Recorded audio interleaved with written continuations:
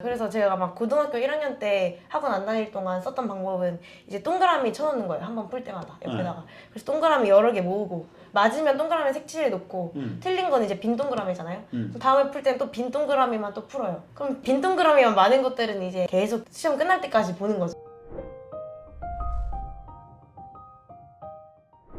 안녕하세요. 네이치동 캐슬입니다. 오늘 제 옆에는요 특별한 손님이 오셨습니다. 안녕하세요. 안녕하세요. 자기소개를 부탁드릴게요. 네, 안녕하세요. 저는 고양 외국어 고등학교를 졸업하고 올해 서울대학교 자유전공학부에 새내기로 입학하게 된 김채연입니다. 2년까지 입시를 치르고 올해 막 서울대학교 자유전공학부 1학년이 된 네. 학생인 거죠? 맞습니다. 자유전공학부에 대해서 잘 모르실 수 있는데요. 간단하게 설명해 주실 수 있으세요? 네, 자유전공학부는 이제 1학년, 한 학년 동안 이제 전공 탐색을 하다가 2학년 때 들어가서 이제 주전공 두 개를 선택하게 되는데요. 이제 주전공 두 개를 선택하는 경우는 이제 라이센스가 나오는 학과 빼고는 다 가능하고요. 그리고 그거 말고도 이제 설계 전공이라고 해서 그냥 학생이 직접 자신의 전공을 설계하는 그런 길도 있습니다. 그러니까 한마디로 모든 학과를 다 받을 수 있는 프리패스 같은 학과라고 생각하시면 될 것 같고요. 그러면 서울대학교 안에서도 원래 전통적으로 문과하면 경영이 제일 높았잖아요. 그렇죠.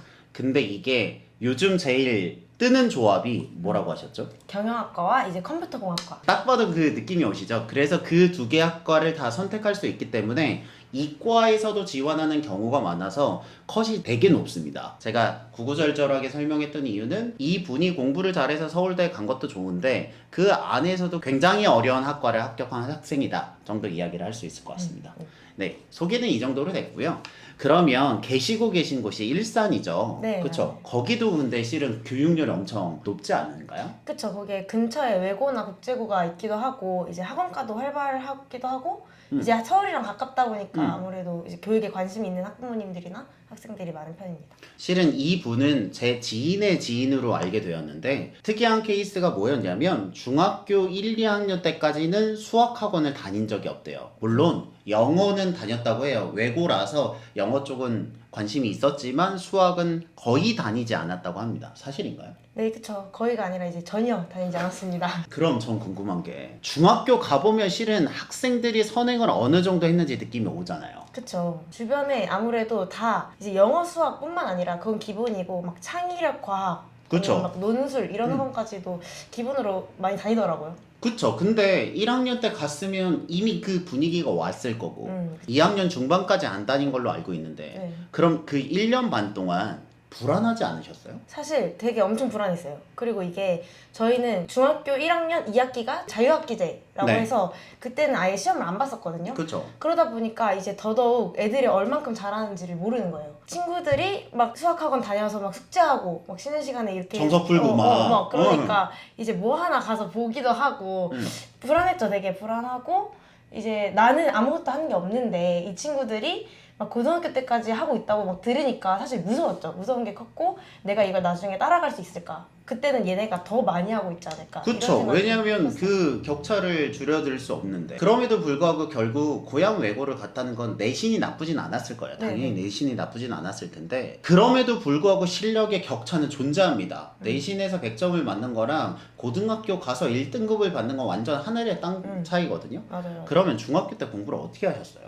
근데 사실 저는 중학교 공부는 공부를 얼마나 잘하냐 보다는 오히려 성실함이 더 중요한 것 같아요. 그쵸. 내신이니까. 네네, 내신이기도 하고 막 다른 친구들은 수학학원 막 숙제하고 막 내일 막 학원 가야 되고 이래서 바빠서 막 이 수업 시간 내에 집중을 잘 못하는 친구들이 있었거든요.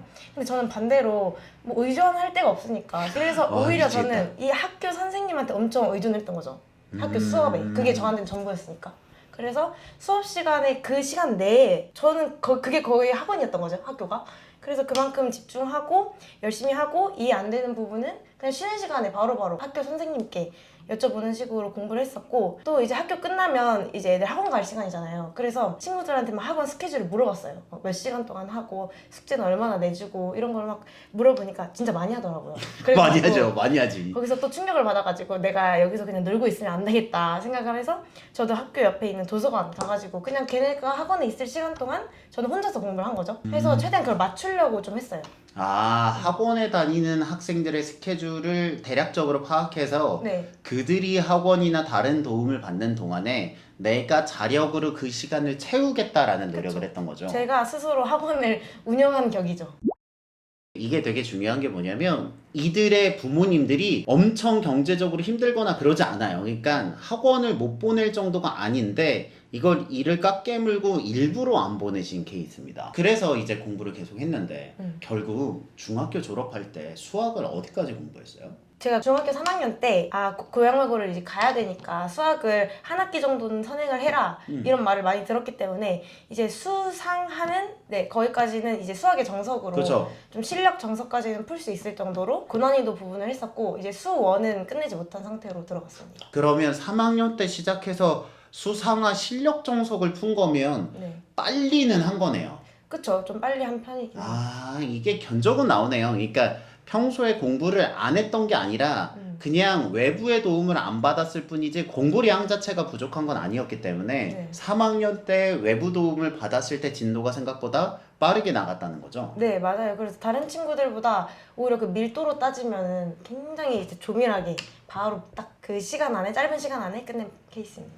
이 부모님하고 제가 뵌 적이 있는데 부모님의 포인트는 뭐였냐면 학생이 불안해서 안 할 수 없는 상태를 일부러 만들어주고 싶었다 라고 합니다. 이게 가능한 일인지 모르겠지만 서울대 자전 들어갔으니까 가능한 일이겠죠. 근데 저는 한 번 더 어려움이 있을 거라고 생각을 하는 게 그래서 고향 외고를 들어갔잖아요. 아무리 이게 문과 베이스고 어쨌든 그렇다 하더라도 외고에 들어가면 그 안에서도 알거든요.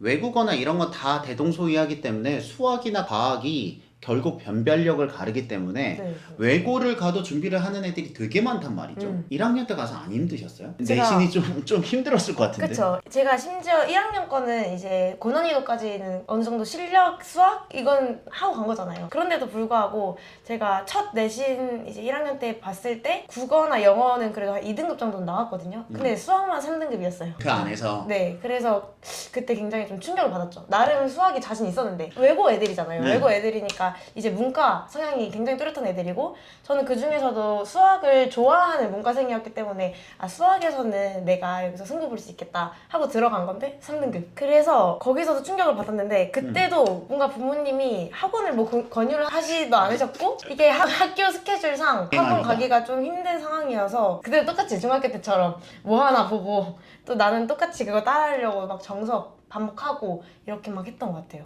네. 저는 대단하다고 생각한 게 불안했을 것 같거든요. 한편으로는 그 불안감이 원동력이 될 수 있었다고 생각을 하는 게 한 번도 방심은 못했을 것 같아요. 네, 맞아요. 자습 시간에도 저희가 학원을 가는 친구들은 자습 시간을 빼고 학원을 갈 수가 있어요. 그런 애들이 이제 점점 늘어나는 거죠. 학년이 올라갈수록. 그쵸. 네, 그래서 학원을 가는 친구들을 보면서 걔네들이 진짜 뭘 하고 있나. 그걸 확인할 길이 없으니까. 그리고 얼마나 열심히 또 얼마나 밤 늦게까지 하고 있는지 모르니까. 저는 제가 할 수 있었던 거는 그냥 최대한 열심히 내가 할 수 있는 한 그냥 최대로 열심히 하는 방법밖에 없었던 거죠.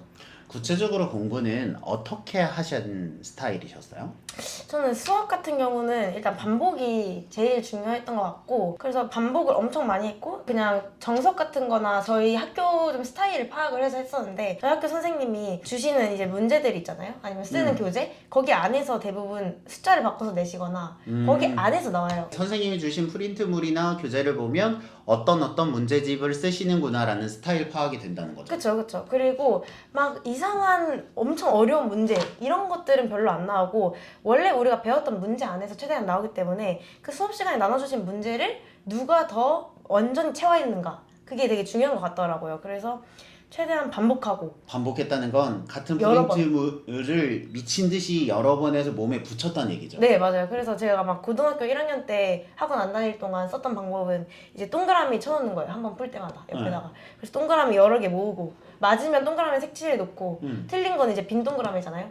다음에 풀 때는 또 빈 동그라미만 또 풀어요. 그럼 빈 동그라미만 많은 것들은 이제 계속 시험 끝날 때까지 보는 거죠. 그러면 빈 동그라미가 기억에 남는 게 몇 개 정도까지 해봤어요? 진짜 많이 할 때는 진짜 7개 막 여러분들 들으시면 알겠지만 서울대 자전은 우연으로 갈 수 있는 건 아닙니다. 자기만의 주특기가 있는 거죠. 빈 동그라미가 7개에서 8개라는 건 그 문제를 똑같은 걸 7, 8번을 풀었다는 거잖아요. 네, 그러면 그 문제가 풀리면 그 유형 주변에 있는 것들은 다 풀리거든요. 왜냐면 비슷한 걸 내가 7번 풀었는데 숫자를 좀 바꾸거나 판별식 나온 것들이 뭐 D가 0보다 큰 거니 작은 거니 이게 중요하지 않고 판별식이라고 생겨먹은 문제는 다 아는 거잖아요. 그쵸. 그렇게 자기의 결점을 채우다 보면 나중에는 공부의 양이 생각보다 적어질 수 있는 거죠. 맞아요. 딱 그 핵심과 본질만을 조금 꿰뚫는 그런 식으로